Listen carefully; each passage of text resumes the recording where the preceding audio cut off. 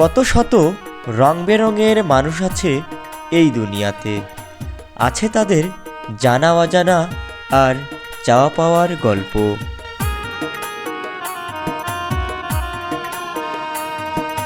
সংক্ষিপ্ত এই জীবনে মানুষ কতই না সংগ্রাম করে বেঁচে থাকার জন্য, তাই তো সেই সংগ্রামী মানুষগুলোর গল্প নিয়ে ফিরে আসি বারবার।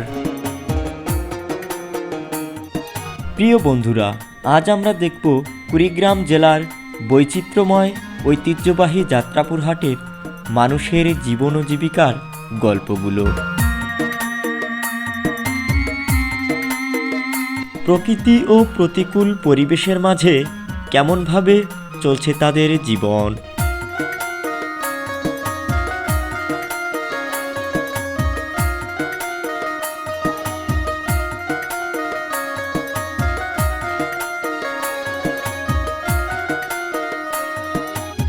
এই বাংলার বৈচিত্র্যময় হাটটিতে শতকরা ৯৫% মানুষ আসে চরাঞ্চল হতে।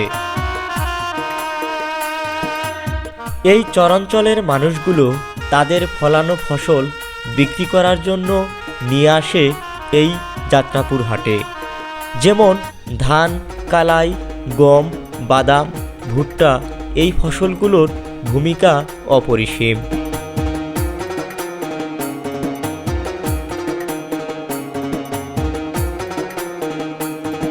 কেউ বা নিয়ে আসে হাঁস মুরগি ও গবাদি পশুগুলো।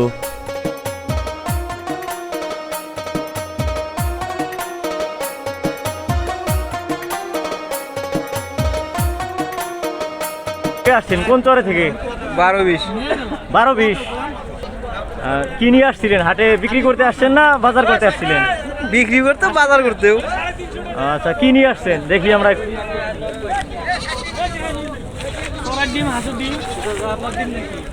আচ্ছা, ডিম নিয়ে আসছেন? হ্যাঁ। ডিম কত করে হালি বিক্রি করতেছেন? 50-55। এটাকে দেশি হাঁসের ডিম না? হ্যাঁ। আপনার বাড়ির হাঁস? হ্যাঁ, বাড়ি। খামার আছে নাকি? বাড়ির খামার। বাড়িতে খামার না, মানে এমনিতেই গবাদি পশু পালন করা হয়। আচ্ছা, বিক্রি করলেন? বিক্রি করি নেই এখনো। বিক্রি করেন নাই? ঘাটে নৌকা ভিড়ানোর পর হাটে যেতে পাড়ি দিতে হয় প্রায় 1 কিলোমিটার বালুময় রাস্তা। তাই তো নিজেদের মালামাল নিয়ে পাড়ি দিচ্ছেন বালুময় মরুভূমি।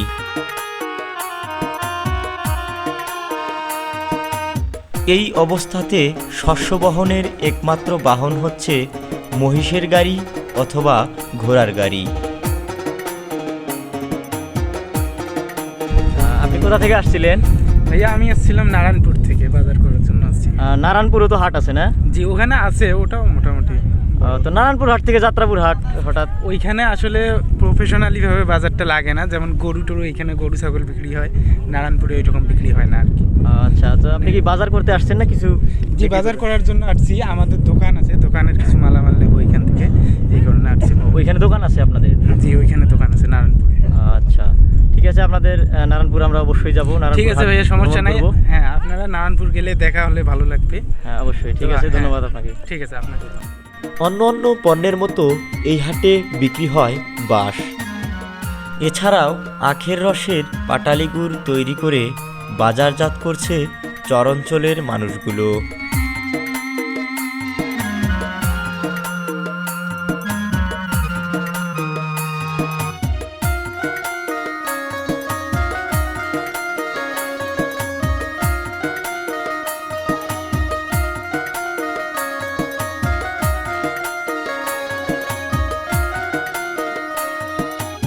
গবাদি পশুর খাদ্য হিসেবে বিক্রয় করা হচ্ছে শুকনো খড়।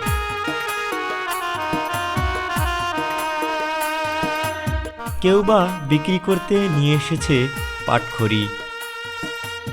খড়ি, পাটখড়ি আর নিত্য প্রয়োজনীয় জিনিসের ভিড়ে মিশে থাকে বৈচিত্র্যময় মানুষগুলোর জীবন ও জীবিকার গল্পগুলো।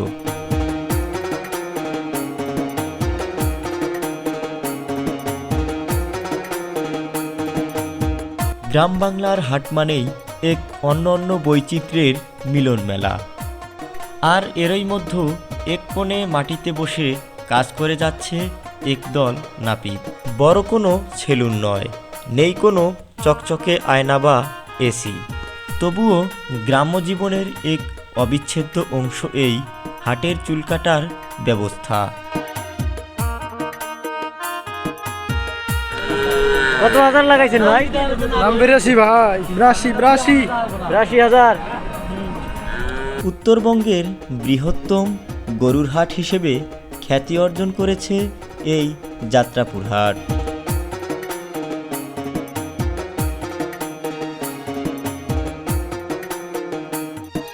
এখানে সকল ধরনের গরু মহিষ সুলভ মূল্যে ক্রয় বিক্রয় করা হয়। কত বেচাকেনি হইল? এই ৩২,০০০ টাকা ভাই। ৩২,০০০। কয়টা? এই এটা ৩২,০০০ টাকা গুনে দিল না? হ্যাঁ দিছে টাকা। আচ্ছা, গরু কার? গরু আমার। ও, আপনার বিক্রি করলেন? হ্যাঁ এবার কাছে আমি নিলাম। আপনি নিলেন।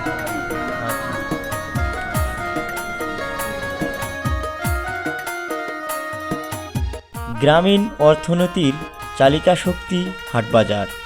কৃষকের উৎপাদিত পণ্য বিক্রি করে নগদ অর্থ পান, যা তাদের জীবিকা নির্বাহের সহায়তা করে।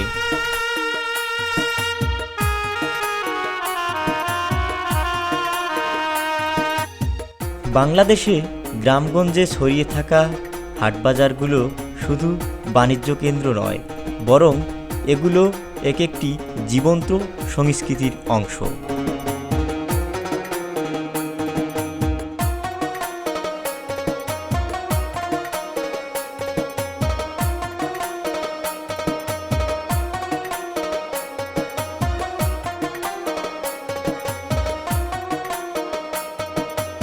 বাংলার এই বৈচিত্র্যময় হাটটি সাধারণত সপ্তাহে ২ দিনে বসে, শনিবার ও মঙ্গলবার। আর সেখানে অংশ নেন কৃষক, মৎস্যজীবী, কামার, কুমার ও অন্যান্য ব্যবসায়ীরা।